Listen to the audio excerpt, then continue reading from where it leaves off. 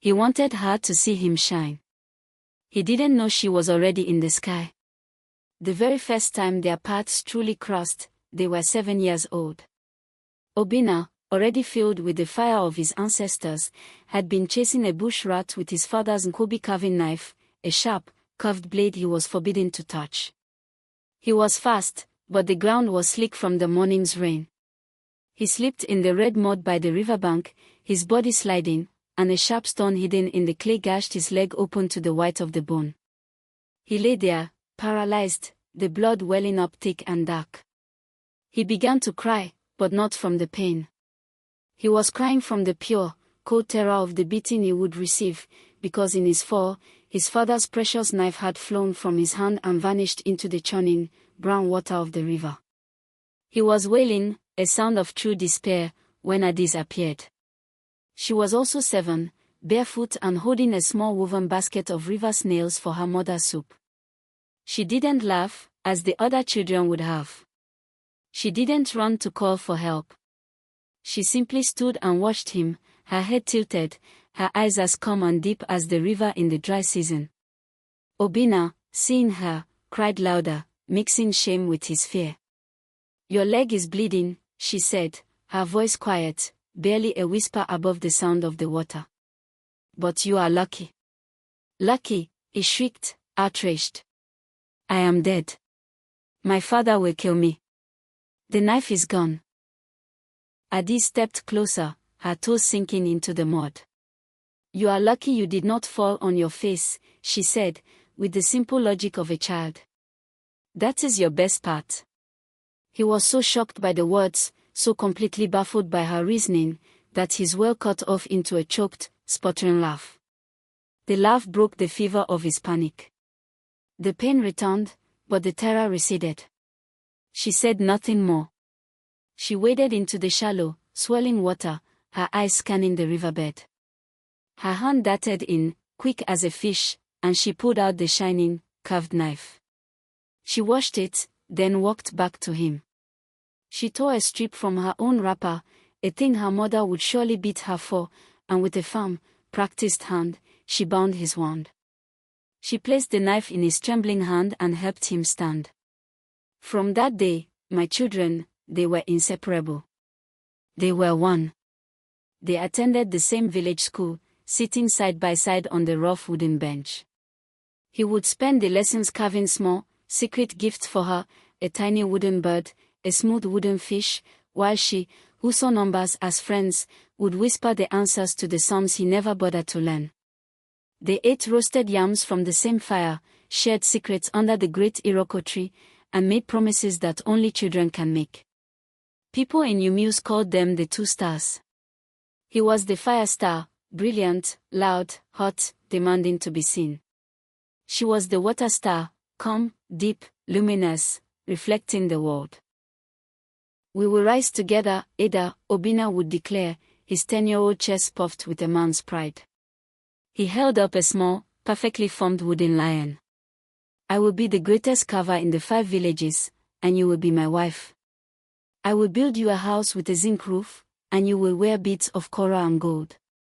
Adaeze would smile, that quiet, unnerving smile of hers, and accept the lion. "I will be your friend, Obinna," she would reply, her voice soft. "And we will rise, yes. But we will rise like the sun and the moon. Together in the same world, but each in our own sky." He never, ever understood what she meant. For many years, it felt true. Their bond felt as strong as the Iroko tree itself. But life was still soft, and the seed of their difference, the small, poisonous seed, had already been planted. In school, and in the village, Obinna shone. He didn't just walk, he strode. He didn't just carve, he commanded the wood to obey him. At 15, his carving of a roaring lion, its wooden muscles tensed, its mouth open in a silent cry of power, won the grand prize at the New Yam festival.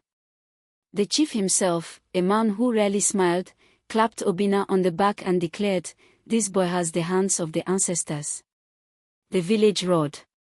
Men gave him coins, which he accepted with a king's casualness. Young women, their bodies now full, giggled when he passed, their eyes lowered.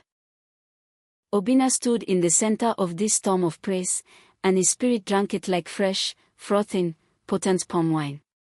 It made him drunk. It made him hungry. Adaeze, meanwhile, was noticed differently. That same year, old Mama Ekema, the oldest woman in Umuse, the one whose eyes were said to see both this world and the next, fell into the great sickness. It was a fever that burned from the inside, and the native doctor, after many gourds of herbs and a sacrificed chicken, had shaken his head and declared that the ancestors were calling her home. The family began to prepare for her burial. It was Adaeze, then just a girl of 15, who went to her hut. She did not bring herbs. She did not bring incantations. She brought only a small bowl of water and her silence. For 3 days and 3 nights, she sat. She held the old woman's dry, skeletal hand. She listened. She listened to the old woman's rumblings, her fears of the dark, her memories of a husband long dead, her regrets for a child lost. She listened as the fever spoke of shadows and rivers of fire. On the 3rd day, as the first light of dawn touched the hut, Adaeze leaned in. She whispered back. She did not argue with the fever. She did not command the spirits. She simply told Mama Ekema a story of a river that was cool and quiet, a river that did not burn, but carried fear and pain away to the sea, leaving only peace.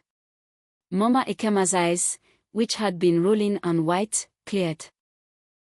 They focused on Adaeze's face. The old woman took a deep, shuddering breath. And then she spoke, her voice a dry rasp. "I am thirsty," she said. "And I would like some yam." The village was struck dumb. The native doctor called it a miracle. But the elders, the ones who understood the world, did not give Adaeze coins. They did not clap her on the back. They just nodded, a deep, slow, ancient nod of respect that was almost like fear. "That one," they murmured, "she does not have the hands of the ancestors. She has their heart. She has the peace." Obinna saw it all. He stood at the back of the small crowd gathered outside the hut. He saw the awe in their eyes. And in his own heart, the small, sour question that had been sleeping, finally woke up and uncoiled like a snake. Why her? Why did they look at her with that awe? He had made something from nothing. He had fought the wood and won. She had just sat there. She had just listened. He despised it. He despised her effortless, quiet power. It wasn't hate. Not yet. Just a quiet, sour question that kept echoing in his mind. Why does her silence get what my skill does not? The gap widened as they grew into a man and a woman. They still sat by the river, but the silence between them was no longer easy. Obinna was now the carver, his reputation known in all the surrounding towns. He was the village's prized son.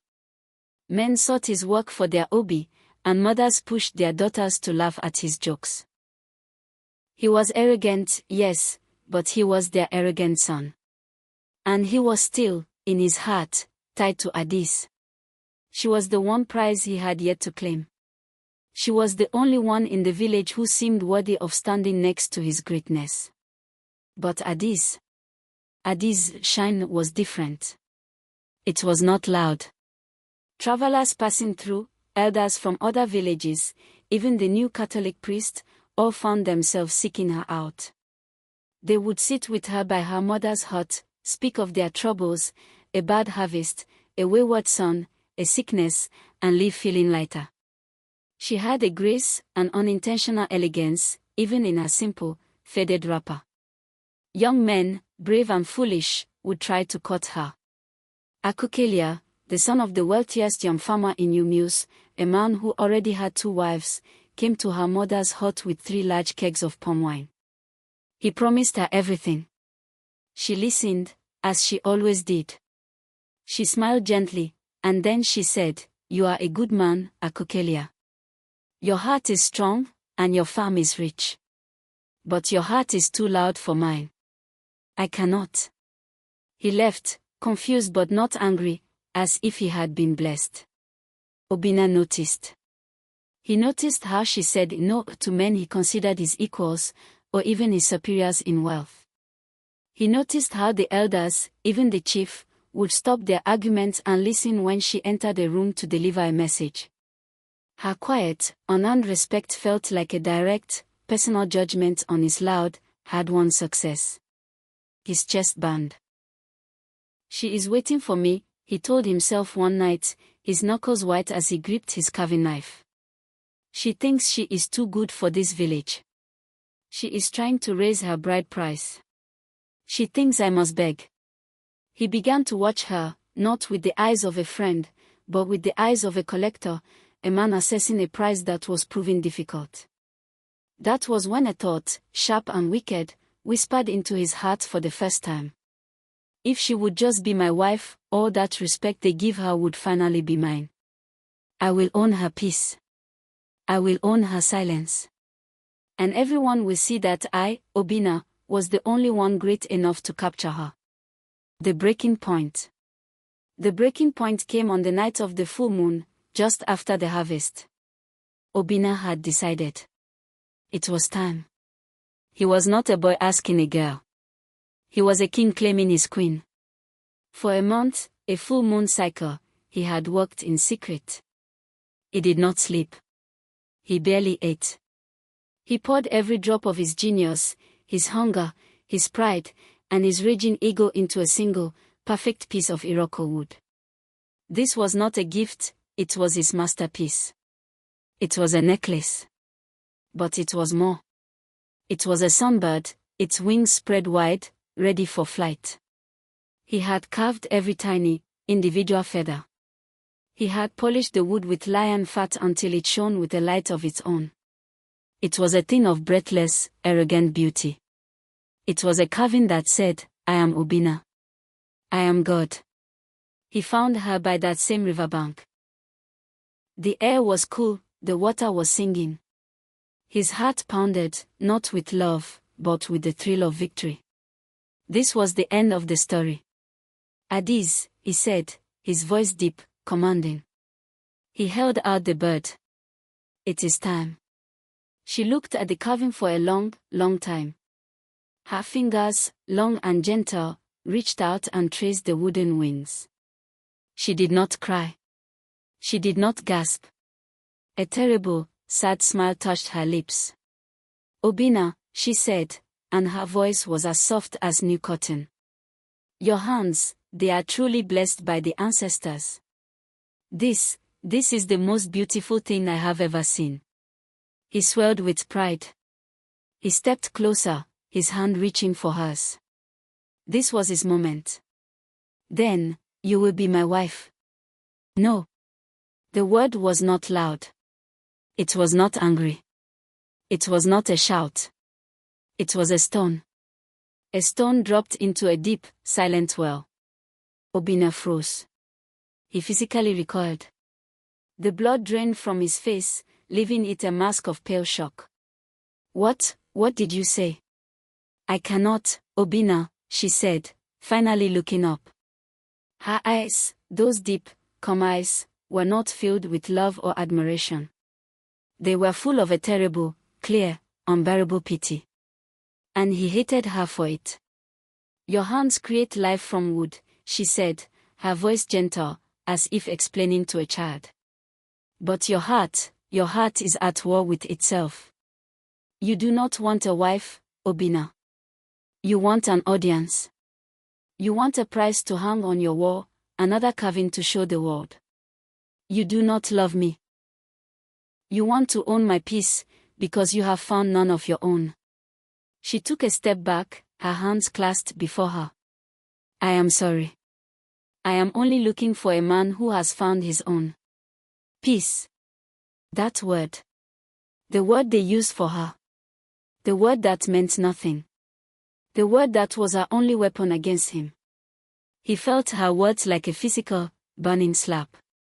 He, Obinna, the carver, the champion, the fire star, was not good enough. He, who was destined for glory, was being refused, pitied, by the palm wine tapper's daughter. The shame was a hot coal in his throat. It did not just boil. It exploded. A rage so pure and so black that it blinded him. You dare, he hissed, his voice no longer human. He snatched the necklace from his own hand. Then I will have no peace, he roared, and with all his strength, all his rage, he threw the masterpiece, the sunbird, into the deepest, fastest part of the river. The water swallowed it without a sound. I will return to this village, Adaeze, he spat, his voice thick, his finger stabbing the air at her, his whole body shaking.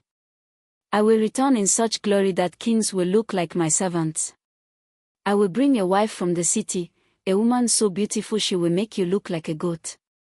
And you will be an old, barren, forgotten woman in this mud, and you will bow before me. You will regret this day until you are bones in the earth. He turned and did not walk from the village. He fled from it, his pride burning like a fever in his blood, the echo of her no chasing him like a demon. That night, Adaeze did not sleep.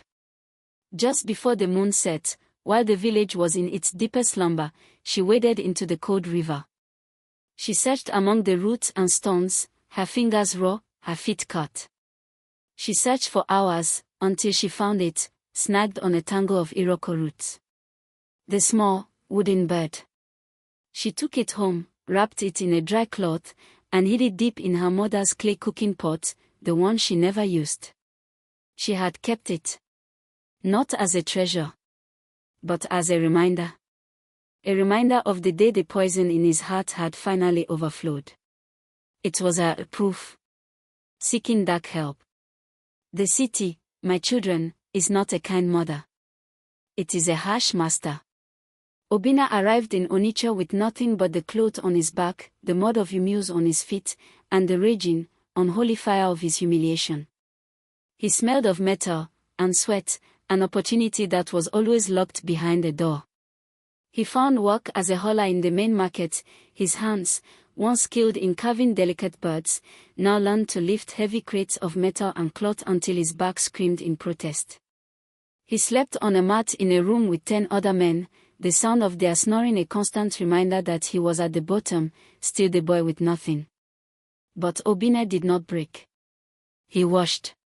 He learned. And in the heart of that chaotic city, he found his Mama Chidma. His name was Alhaji Dankoro, a trader who bought and sold imported furniture. He was a man with a cold smile and eyes like chips of glass. He was not from here. He was from a land where, it was said, they traded in gold and souls. He saw the hunger in Obinna, the same ruthless, animal spark he himself possessed. One night, after Obinna had cleverly cheated a rival trader out of a massive shipment, Alhaji Dankoro called him to his office, a room that smelled of old leather and tobacco. You, the Alhaji said, smoking a long, thin cigarette. You are not like these other animals. They are cows. You are a leopard. You have a hunger. I had that same hunger. He leaned in, the smoke curling between them. Let me teach you, boy. The world is not for the kind. The world is not for the peaceful. The world is for the smart. The world is for the strong. Admiration is power. Wealth is the stick you use to get it. Never let anyone see your weakness. Never let anyone refuse you. He tapped his cigarette. A wife. A wife is a showpiece. A tool. You use her to show other men how successful you are. You use her to show your enemies what they cannot have.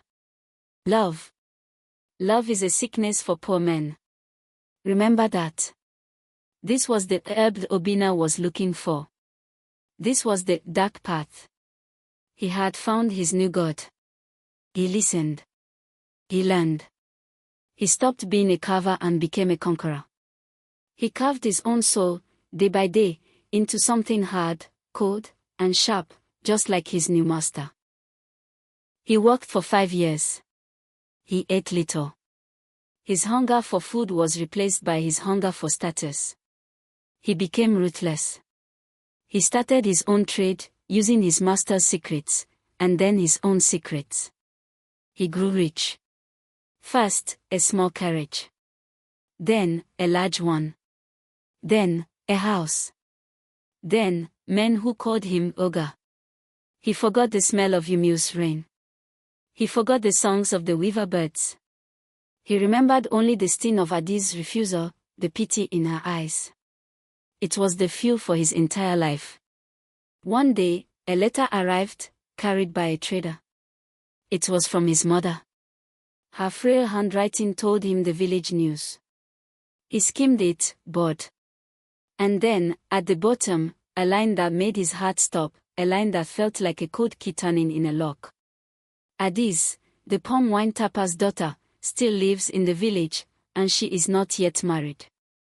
A slow, cold smile spread across Obina's face.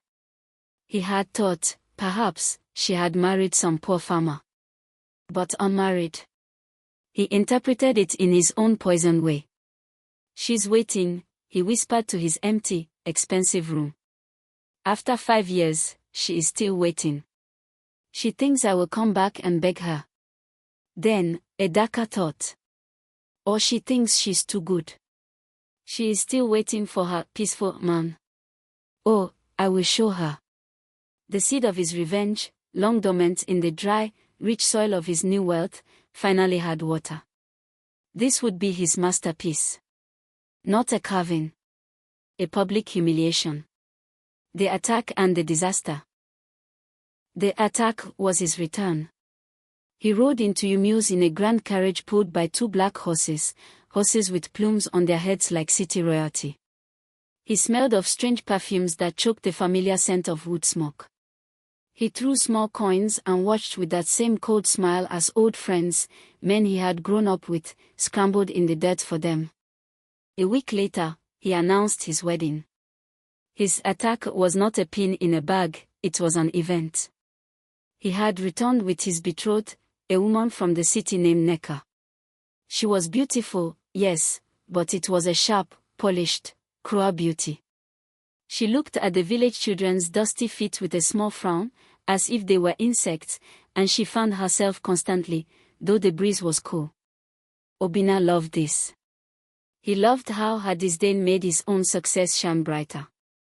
He declared his wedding would be the grandest the 5 villages had ever seen. He slaughtered 2 cows just for the announcement feast, a shocking, unbelievable display of waste. Palm wine flowed not from traditional gourds, but from glass bottles brought from the city. This, my children, was not a wedding. It was an invasion. And then, he prepared his pin.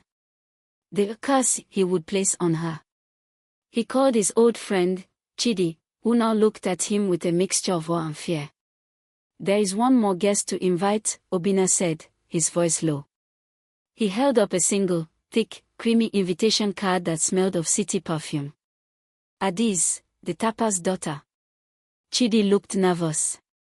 Obina, why? That wound is old. Let it heal. This is your day of joy. Obina's eyes turned to ice.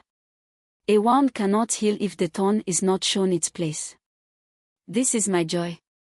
Put this in her hand. I want her in the front row. I want her where I can see her. I want to watch her face when she sees what she threw away. The invitation was delivered. And the disaster began. It was not a physical rot, it was a social rot. The hand that was Adaeze's reputation, her best part, her peace, her grace, began to turn black. The village, already drunk on Obina's free palm wine and high on the fumes of his wealth, exploded in mockery. Can you imagine? The women at the river laughed, their voices high and cruel. He is marrying a city queen with skin like palm oil, and he wants Adaeze to watch. It serves her right, another, Mama Chica, spat. She always held her head too high, as if she were the chief's daughter. She was saving herself for a king, and now the king has chosen another. Pride goes before a fall. Soon, the children, who hear everything and understand little, made up a cruel song. They danced in the dust outside Adaeze's small, quiet hut, singing a terrible, high-pitched tune. Adaeze, oh! The rich man has gone. Oh! Your mate is a queen, while you are a shadow. Oh! This, my children, was Adaeze's scream. Her reputation, the one thing she owned, was being destroyed. Her mother, Ugoma, was in despair, weeping day and night. You have ruined us. Look at the shame you have brought. You were too proud, and now we are a song for drunkards. The elders, who had once respected her, were silent. They, too, were eating Obina's meat. The doctors were useless. They could not stop the whispers, false comfort and the investigation. Obina, from his new, grand compound, heard of this. He heard the children's song. He heard of Ugoma's tears. And he smiled. Then, he performed his false comfort. He sent a large keg of his best palm wine and a bag of expensive city rice to Adaeze's mother. It was a grand, public gesture. A gift for my old friend, he announced loudly at the palm wine stall, so all could hear. It is a terrible shame, what is happening to her. I hear she does not even come to the market. It must be a spiritual attack. He shook his head, his face a mask of deep, false concern.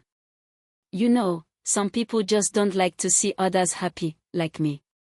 They become bitter, and their spirit becomes sick. It is a tragedy. The villagers nodded, agreeing. Obina was so generous. So kind. Adaeze must have a bad, proud spirit, and it was finally destroying her. He was twisting the knife, just like Neko, pretending to care while pushing the blade deeper. Adaeze sat in her hut, the children's cruel song filtering through the walls. Her mother was sobbing in the corner. Adaeze felt cold, her hand burning with the shame. And then she had her dream. She did not sleep. She sat, her back straight, and she remembered. She remembered Obina's face by the river 5 years ago. The pure, dark, twisted hatred in his eyes. She remembered his final words, "You will bow before me." She looked at the creamy invitation in her hand. A sudden, cold, terrifying clarity came to her. This is not an invitation, she whispered to her mother. This is not a wedding. This is an execution. This is a trap. He doesn't want me as a guest. He wants me as a spectacle. He wants me to be the final entertainment. He wants to break me. For the first time, she was truly afraid of him. She knew he wanted to destroy her. The next morning, Adaeze did not go to the market. She did not go to the river. She investigated. She knew she could not stay in Umuse. The sickness of this shame would destroy her. But she could not just run. That would be his victory. She needed real help. She went to the old pot where she kept her things, her mother's dowry. Under the old cloths, she pulled out a small, worn, white business card. Years ago, before Obina left, a man's carriage had broken down near Umuse. His drivers were rude and panicked. The man himself, a white man, was sitting by the road, his head in his hands, burning with the river fever. The villagers were afraid, saying the river spirits were angry. Adaeze, then just a girl, had recognized the fever. She had brought him cool water and the very herbs Mama Ekema had taught her. She had stayed with him until the fever broke, refusing any payment. "You have a kind, peaceful spirit," the man had said, his voice hoarse. He gave her his card. "My name is Henry. I am the chief engineer for the new Niger Bridge. If you ever need real help, not village help, you call this number. I owe you." She had never used it. Until now. She took the small money she had saved, walked to the next town, and, her hand trembling, she made the call. The counterpart and the healing. The construction camp was her counterpart. It was not a village of mud and thatch. It was a roaring city of machines, steel, and men who shouted in a different language. And at its center was Henry. He was older now, his face lined with sun and worry, but his eyes were the same. He remembered her instantly. The girl with the peaceful spirit, he said, a small, kind smile touching his lips. He saw the sadness in her eyes, the stain of the village's shame. You are in trouble. She sat in his noisy, temporary office, and she told him everything. About Obinna. The pride. The refusal. The sunbird in the river. The wedding invitation. The children's song. The trap. Henry listened. He did not interrupt. He was not a village boy. He was a man who built bridges. He understood power, stress, and the deep, ugly poison of the human ego. He recognized abuse. He wants to shame you, Henry said, his voice firm. He is using his wealth as a weapon. This sickness, this pride, it's just like the jealousy I see in my own world, just with different clothes. He thinks he is a king. He is just a bully. He looked at her, his eyes assessing. You cannot fight him in his world. You cannot win in that village. They are eating his food. He offered her a job. Not as a cleaner. Not as a cook. My men do not understand the local villages, he said. They are loud, they are arrogant, and the locals are afraid. The project is stalling. But you understand them. And you are not loud. You have the peace they lack. I need a liaison. I need you. This, my children, was her healing. In 2 months, Adaeze was not just healed, she was transformed. She learned English. She managed payrolls for the local workers. She sat in meetings with angry chiefs and, with her calm voice, she negotiated peace. She, who the village called a shadow, was now running the most important project in the entire region. She was glowing again. And Henry, a quiet, kind, and powerful man, a man who built things that lasted, fell in love with her. He fell in love with the very peace that Obinna had mocked. They were married, not in a loud village ceremony, but in a small, quiet one at the district office, with 2 engineers as witnesses. This was her healing.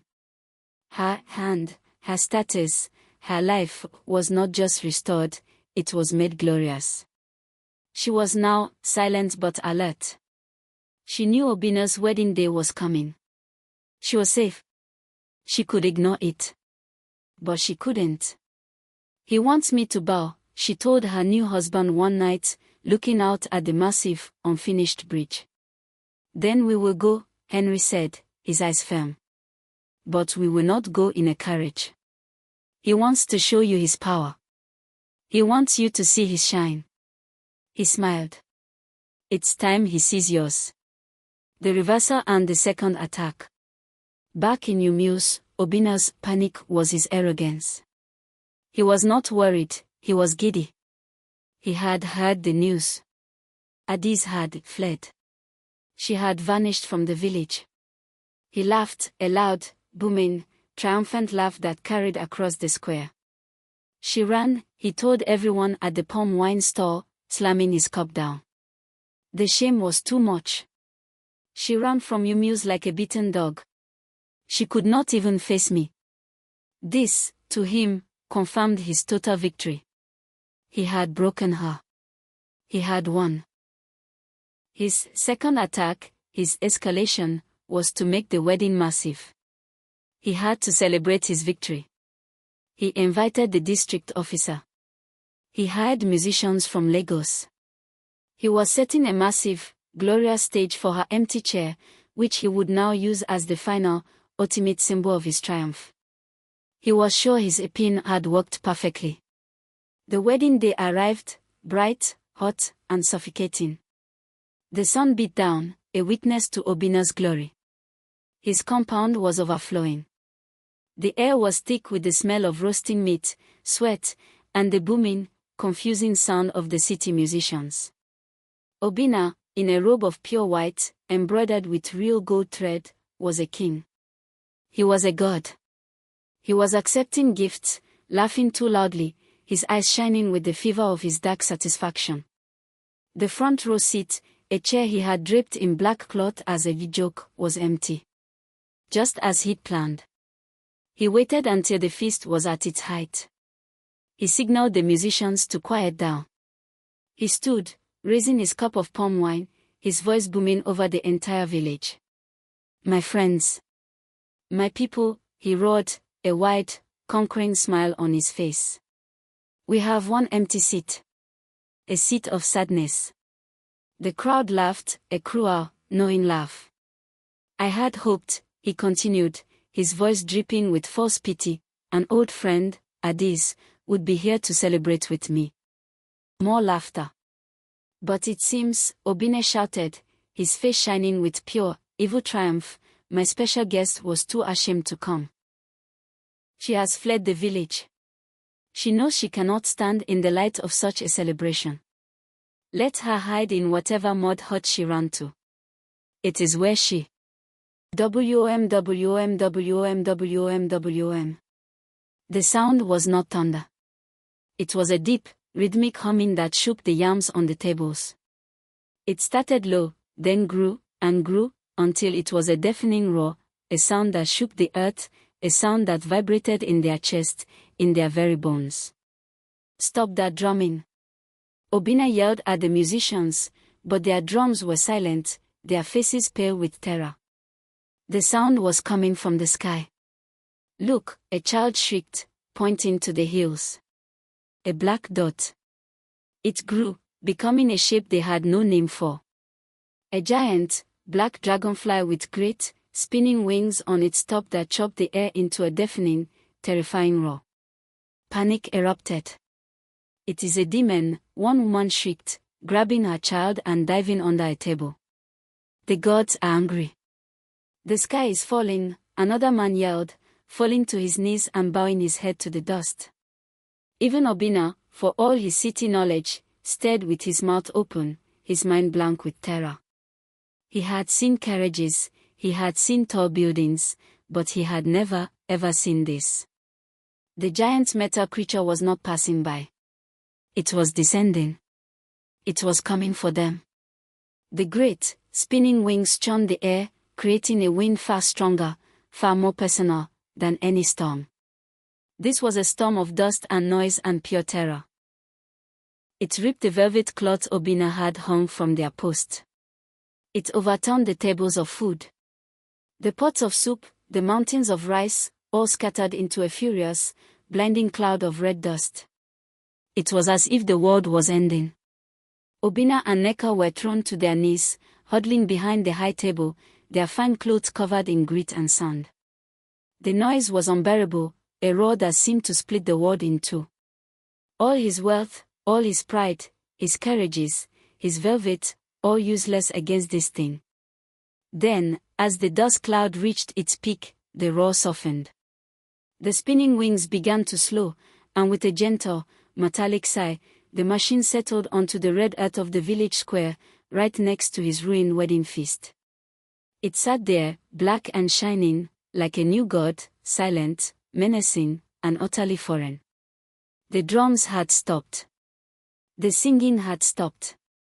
The whispers had stopped. The only sound was the crying of a single baby and the tick-tick-tick of the cooling metal. The entire village held its breath, staring. A small door on the side of the creature hissed and began to open slowly. The confrontation and the arrest. Time itself seemed to stop. Every eye in Muse was fixed on that dark opening. Obinna, still kneeling in the dust, felt a cold dread crawl up his spine. Who had he angered? What spirit had he insulted? A small set of metal steps unfolded onto the ground with a soft click. And then, a woman stepped out. She was not a demon. She was not a spirit from the sky. She was Adaeze. But it was an Adaeze none of them had ever seen. She was not wearing her simple wrapper. She was dressed in a simple, elegant gown of pure white, a dress that seemed to be woven from the light of the sun itself. It flowed around her as she stepped onto the red earth, her feet in delicate white shoes that did not sink into the dust. Her hair was not tied back for walk, it was piled on her head, adorned with small, glittering pearls that looked like captive stars. She was calm. She was radiant. She looked like the queen that Neka was pretending to be. Behind her, another figure emerged. A tall man, a white man, with hair the color of dried corn and eyes as blue as the crest on a government letter. He was dressed in a sharp, light-colored suit. He did not look arrogant like Obina, he looked solid, calm, and kind, like the bridge he was building. He stepped down and stood beside Adaeze, offering her his arm. The village, in a collective, sucking gasp, recognized him. It was Mr. Henry, the chief engineer, the bridge man, the most powerful man in the region. And he was holding her hand. This was the reversal. The trap had failed. The kindness she had shown a sick stranger at the river had returned to shield her in her darkest hour. The first confrontation was not from Adaeze. It was from Neka. Obina's bride, Neka, stumbled backward, her hand flying to her mouth. She looked at the helicopter. She looked at the powerful, calm man. She looked at Adaeze's radiant, peaceful face. And then she looked at Obina, her intended husband, still kneeling in the dust like a frightened servant. She finally saw the truth. She was not a queen. She was a tool. A pawn in a childish, pathetic village-level pissing contest. She, Neka, the city queen, had been used as a weapon, and now she was a laughingstock. You, she hissed, her voice a shaking whisper of pure venom. You told me we were coming here to show a poor village girl what she had lost. She grabbed the front of his gold-threaded robe. You brought me to this dusty pit, to mock another. She clawed his chest. Now you mock me. You made me a fool. Before Obina could even find his voice, Neka let out a sound of pure rage and humiliation. She tore the heavy coral beads from her neck, throwing them into the dirt. She ripped the veil from her hair. I will not stay for this, she screamed, and pushing past the stunned crowd, she began to run. Her expensive city shoes slipped in the muddy patch near the pigsty, and she fell, covering her silk dress in filth. She scrambled up, sobbing, and ran, disappearing from the square, a vision of ruined pride. The silence that followed Neka's screaming departure was heavier than the helicopter's roar. All eyes, of the children, the elders, the musicians, his own friends, turned to Obina. He was alone, his bride gone, his feast in ruins, his white robe stained with dust and soup. He trembled. It is a trick, he stammered, his voice high and thin, like a child's. A city trick. She paid him. She rented it. But his words died in his throat. No one believed him. The second confrontation came from the ancestors. Old Mama Ikema, the one Adaeze had saved, the one who had seen it all, slowly stood up, leaning on her stick. Her voice was not loud, but it was clear and carried across the silent square. You invited the thunder, Obina, she declared. And it came. You wanted her to see your glory. Instead, the gods have shown us your heart. And it is empty. At that exact moment, as if summoned by her words, the two black horses, the very symbol of his arrival, spooked by the helicopter's noise and the crowd's shouting, suddenly reared up. They neighed in terror. They broke free from their tethers with a snap of wood. The grand carriage, full of Obina's city gifts and expensive wine, was dragged violently through the compound. It smashed through the tables, scattering what was left of the feast.